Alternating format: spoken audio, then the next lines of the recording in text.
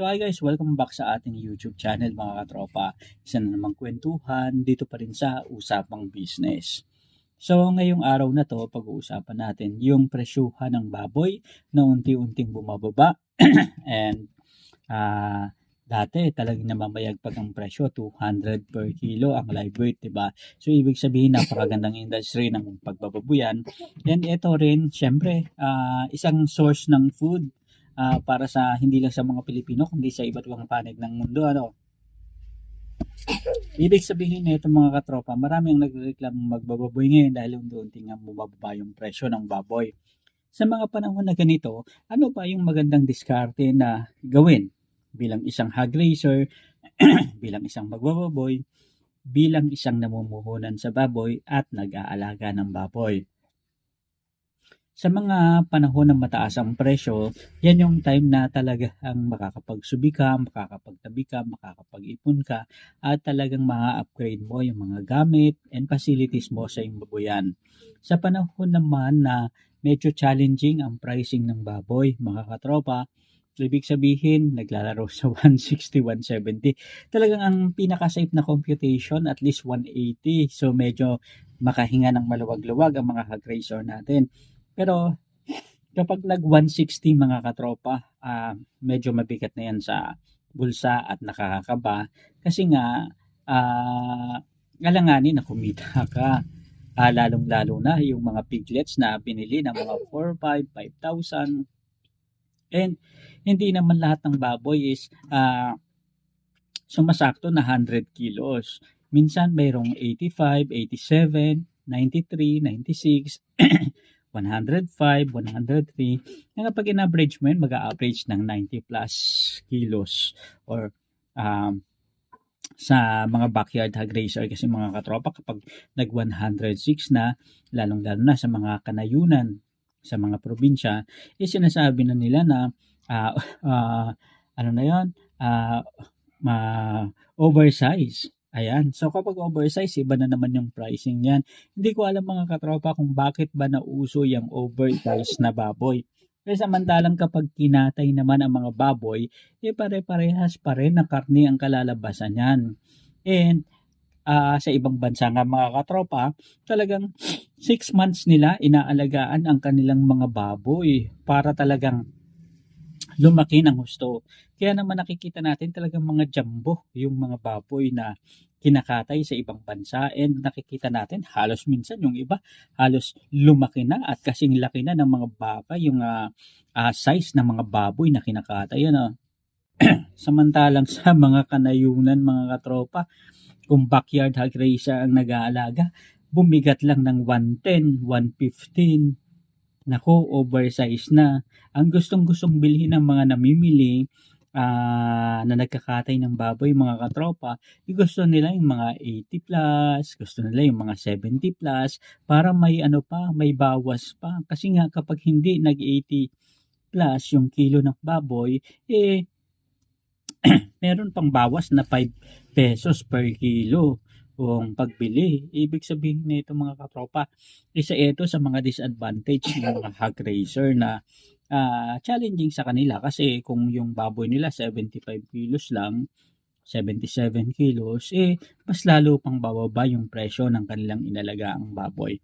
So siguro dapat ito yung isang dapat matugunan na issue pagdating sa pricing and bentahan, bilihan ng farm gate ng baboy na dapat tutukan ng Department of Agriculture. Napansin ko lang mga katropa na sa dinami-dami ng mga ayuda na pinamimigay ng Department of Agriculture, may ayuda sa nagtatanim ng mais, nagtatanim ng palay, nagtatanim ng gulay, mga mangingisda, nagtatanim ng nag-aalaga ng mga baka. Pero bakit sa mga magbababoy, parang walang regular na ayuda na natatanggap ng mga magbababoy. Sana magkaroon ng program ang Department of Agriculture mga katropa na in case na dinaanan ng bagyo, magkaroon din sana ng ayuda yung mga hog raiser natin.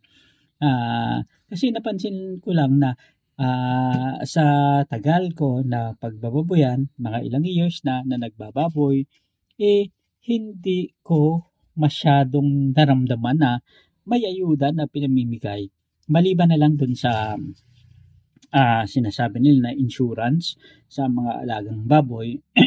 Kasi sa mga magsasaka, may pinamimigay na fertilizer and may cash assistance pa.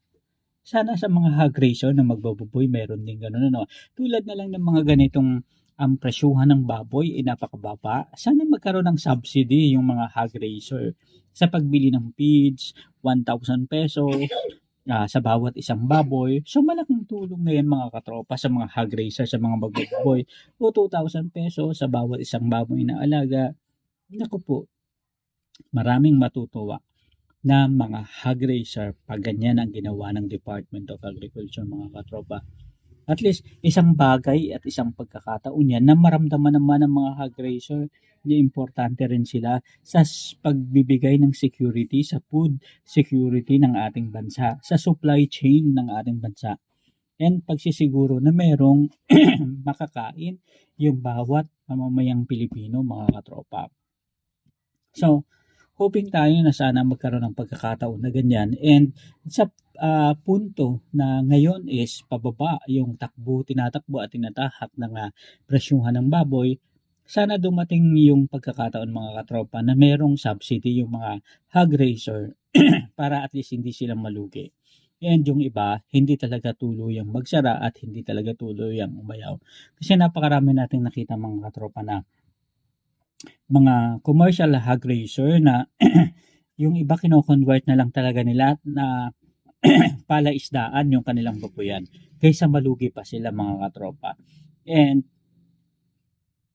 sana maiwasan na yung pagkakasakit ng mga alaga ng mga baboy, magkaroon ng proper talaga na sistema kung paano ba maiiwasan na itong mga iba't ibang sakit na ng mga baboy. And kapag mababa ang presyuhan ng baboy, ang tanging magagawa lang ng mga hog raiser mga katropa is ito yung chance naman para mag-focus ka naman sa